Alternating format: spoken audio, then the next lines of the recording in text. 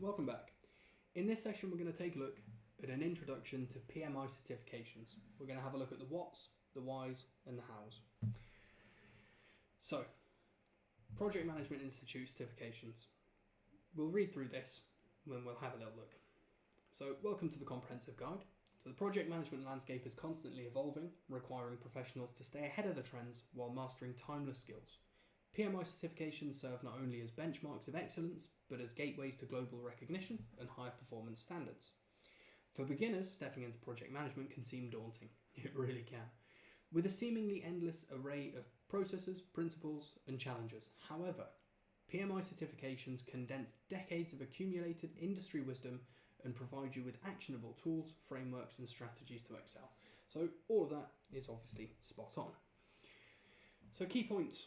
PMI certifications, what and why? We've got the journey over there on the right hand side, starting at the bottom, obviously understanding the basics, just the foundations of project management, the key concepts and the core. Learning frameworks, familiarising yourself with PMI's set tools and frameworks, and then applying the strategy, so the implementation, the learning by doing, and actually applying these. And then obviously achieving this certification is what comes next. Now here we've got a list of the major PMI certifications. When it comes to certifications in project management, there are hundreds, absolutely hundreds. These are seen as some of the very top level. So you've got the CAPM, the PMP, the PGMP, the PMI ACP, and the PMI RMP on this table here. Obviously you can have a look at this for yourself. I'm not going to dive too much into this, but you can see as you move down the table, what's required and the experience needed obviously goes up massively because they are the more top-end certifications. So the benefits, this is why we do it. This is why we want these certifications. So on the right-hand side, there's a little bit of a diagram there. So global credibility, higher salaries, evidence of expertise, networking opportunities, universal tools, and obviously it develops your strategic problem solving. All of that, of course, leads to enhanced career prospects. And arguably, the most important thing for a lot of people is that second point on the list, higher salaries. But yes, let's start at the top. Global credibility. It's a mark and a seal of approval. It shows that you know what you're doing. And it shows that you have at least the theoretical knowledge behind the processes, principles, and practices that exist, which is huge. Higher salaries. Of course, that's why we're here, isn't it? We're here to earn money. And if you can earn more money, then power to you. And you do that through showing that you are qualified and capable. Evidence of expertise, again, it just comes back to being a stamp and a seal of approval. Enhanced options for networking. So whenever you're part of a community, you're part of a certification, you get access to their areas, to their forums, to their networking events. Some of them will actually do physical events. Some people will do digital events through Zoom and things like that. And it opens up your ability to speak to relevant people with experience, knowledge and understanding that you can then, absorb from, learn from, network with, open up your own avenues to further your own career. Tools readily applicable across markets. So frameworks, obviously the PMBOK is the PMI framework. It gives you universal methodologies, things that can be used no matter what field, what industry, what vertical, you can apply those principles. Now, as I've mentioned before, tailoring is critical. You have to tailor your approach. So you don't have to use the entirety of any one framework. You can take what you think is relevant from that framework in order to benefit the project that you're working on, and take other parts as well. And obviously the last point there, strategic problem solving. So the training sharpens your ability to anticipate, analyse and tackle project issues before they escalate. It all comes down to the planning, like I said before.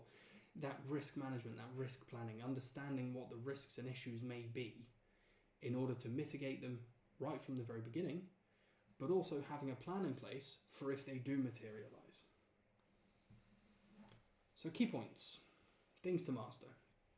Mastering project life cycles. So every certification emphasises understanding the structure of a project, which progresses through various stages. You've got initiation, planning, execution, monitoring, and then closing, and obviously sign off from the customer. For example, the CAPM covers these stages in theory, while PMP dives deep into their practical application within large-scale and intricate projects. That just comes with the level of certification that you do. That will essentially tell you how deep that knowledge base is going to be. So approaches to project management. Predictive, which is waterfall based, so methods focused on predefined processes and timelines. Iterative and incremental methods, such as in PMI ACP, involve adaptable cycles, so it's not always fixed. And then hybrid combines waterfall and agile, provides flexibility and focus appropriate for modern businesses. Most places will have hybrid models of some sorts. And again, it comes back to, like I've said before, the tailoring of what you do. Because, you can use a waterfall-based system, which is very much step 1, step 2, step 3, step 4, step 5, and it flows downwards. That's why they call it waterfall. And it goes from one to the next, to the next, to the next. The problem you tend to find is the stages are dependent on the stage before it.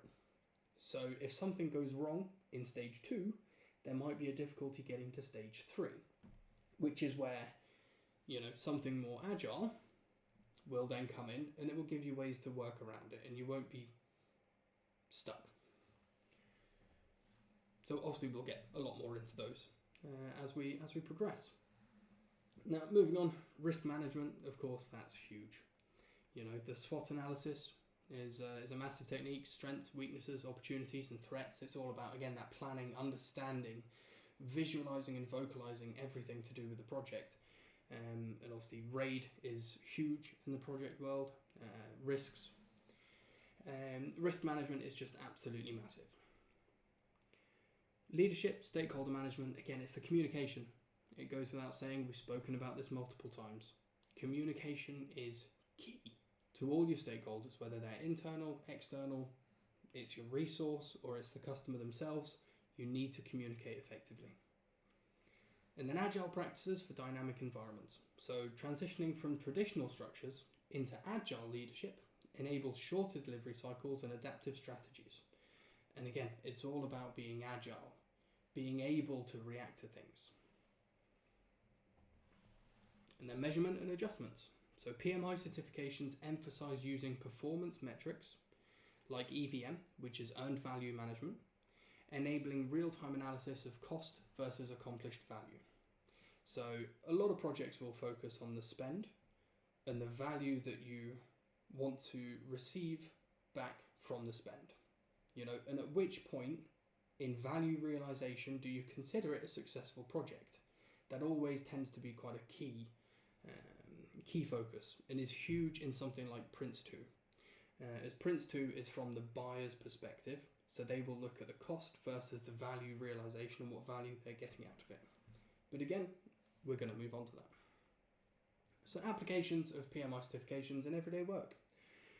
Number 1, transforming a disorganized project portfolio into streamlined success. So we've got a PGMP certified manager is tasked with a poorly structured portfolio covering multiple government infrastructure projects. So very big, very high ticket items. Now, by applying program management techniques, they align objectives across all projects, centralize resources, and reduce redundancy, saving 20% in cost. Perfect. Ideal situation. So the resources that were employed there. So PMI standard for program management documentation for actionable frameworks, resource alignment templates available on PMI membership platforms, and software like Microsoft Project or Primavera for portfolio tracking. So it shows you how you implement what PMI can give you in order to deliver a defined outcome and a success. So we've got a few other examples here. Now, I'm not going to run through all these examples because you can run through this and have a look at these and dive into these in your own time. But what it is going to show you is how you can utilize the tools that a PMI certification will give to you. It's not just a certificate, it's not just a stamp. It gives you real actionable advice, guidance, and physical toolkits and frameworks that you can employ to drive your projects and drive success. So there's a few others there as well. And obviously you can run through these in your own time. Summary tables. So here we've got another overview of those PMI certifications, which obviously we had a brief look at before. This has got some slightly different information on it, so have a little look. You can see that obviously it starts at the top with the entry-level certification and moves all the way down to things where you need 3,000 to 4,500 hours of risk management experience in order to get onto the course. So benefits, we have touched on those: global recognition, higher earning potential, which is massive, skill validation, problem solving tools and networking opportunities on this table here. And then key concepts and beliefs is obviously the life cycle stages, is that a project moves through defined phases from start to finish. Risk identification techniques through keeping up-to-date RAID logs, SWOT analysis, risk analysis, just about understanding the risks before they happen. And agile and incremental development, so use of iterative, team-driven incremental projects and project updates. Stakeholder communication, again, this is huge. It's about planning and understanding how you're going to communicate. All good projects come with weekly touch points, sometimes daily, sometimes bi-weekly, monthly. It all is dependent on the project. But status reports and touch points need to happen in order to keep communication flowing and keep the project on track. And then strategy alignment, and that's pretty self-explanatory: organising numerous interdependent projects under singular organisational objectives. So that's when projects become part of a wider programme, and normally at this stage, programme managers will hand this over in part to a programme manager who will then oversee the entirety of the programme. So you've got a few real life scenarios and applications that can be used and what they go and do. So scheduling agile workflows, managing engineering portfolios, preventing financial overruns, huge, managing compliant risk, cross-cultural event strategy, again, all very big things to focus on. Financial overruns is going to be huge. That's going to come down to understanding your risk, understanding the scope of works that you're working with, making sure that scope creep doesn't happen.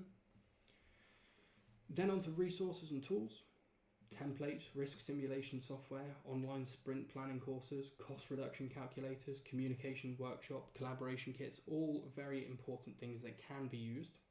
Not always going to be relevant.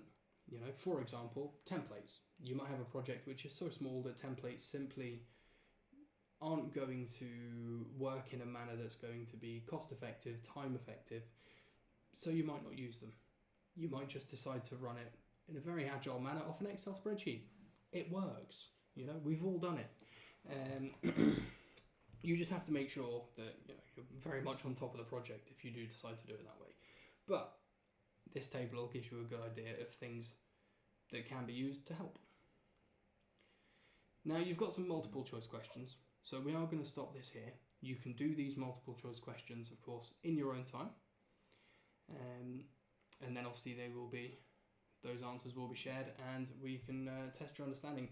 If your understanding does falter in any way, come back through the course, go back through the PowerPoint slides of the relevant places, try it again, go back through the text as well.